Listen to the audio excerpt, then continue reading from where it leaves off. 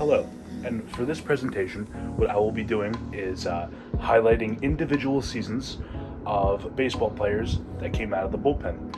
So, baseball is a large part of my life, and something that I often like to do is look back on years and just think of random players. And often the most random players are the guys that come out of the bullpen and, don't get too much recognition. So I'll be going over 5 obscure players that had pretty good seasons. So the year is 2021, and the Red Sox took a chance on a guy that came out of Japan. He was older. Guys typically make their rookie year out of Japan 33, 34, but they can often be good if they pan out well. And in 2021, the Red Sox signed Hirokazu Sawamura, where he went on to have a pretty good year. He had a 3-pitch mix. He had a fastball, a splitter, and a slider.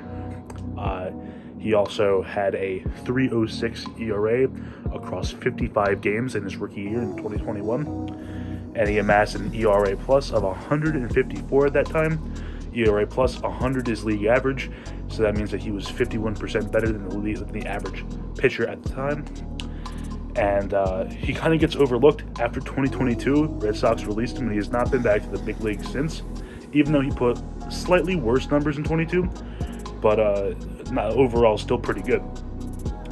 And so kind of a name that's lost to obscurity because he wasn't talked about much, but he still performed really well when he was with the Red Sox. All right, next guy I want to go over is 2024 Orion Kerkering on the Philadelphia Phillies.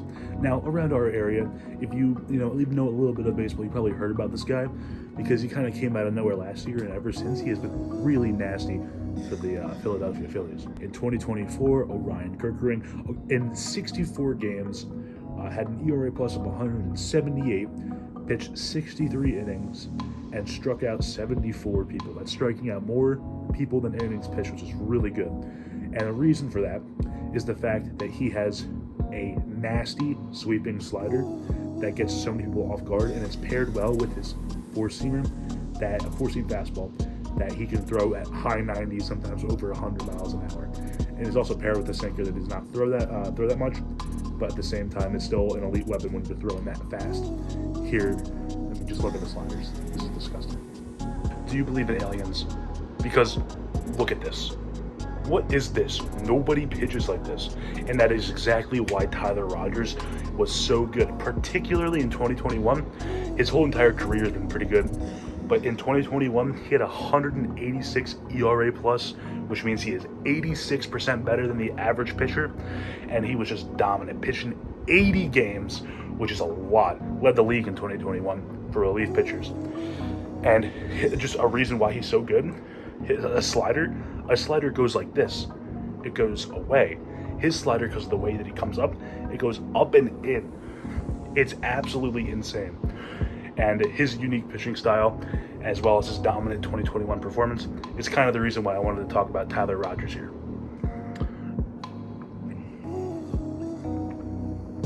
Bear with me here. We got back-to-back Giants. Next guy I want to talk about is one of my favorite relief pitchers of all time. It is Sergio Romo. His best season is probably in 2011, but from the late 2000s to like the mid 2010s, just with that Giants team, he was just so good. In that 2011 season, he had 48 innings pitched across 65 games, struck out 70 people in just 48 innings pitched, which is a lot. Strikeout per nines, which means on average how many strikeouts per 9 innings, was at 13, which is a lot. And he had an ERA plus of 234 that year, which means he's 134% better than the average pitcher. He also had a funky arm angle, not the same as Tyler Rogers before, but he was just absolutely insane in 2011. And let me just show you this clip of him striking out Miguel Cabrera to win the World Series. Before we talk about this next guy, side note, got a lot of guys to sign my Pirate hat. One of those guys just won a World Series with the Dodgers this year. Anyway, next guy we're looking at is 2017 Juan Nicasio. Now, I remember Nicasio for absolutely stinking with the Phillies in their 2019 season. Not good. But in 2017, he actually had a really good year. And I kind of remember him for being so bad, and seeing this great year kind of made me want to talk about him here.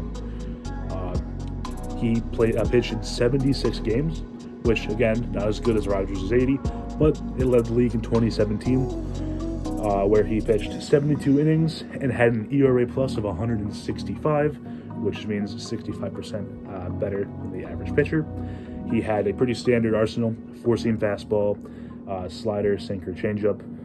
Used the fastball about 58% of the time, averaged mid-90s, but he was very effective in that 2017 season, mostly with the Pirates. So in conclusion, what was all this for? Something that I just wanted to talk about.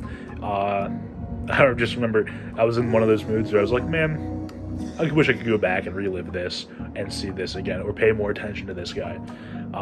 Oftentimes, it's random relief pitchers that just like pop up in my head, and I just kind of wanted to talk about them and show that they had some pretty good, pretty solid seasons out there, and that was kind of the whole point of this presentation. Thank you for listening.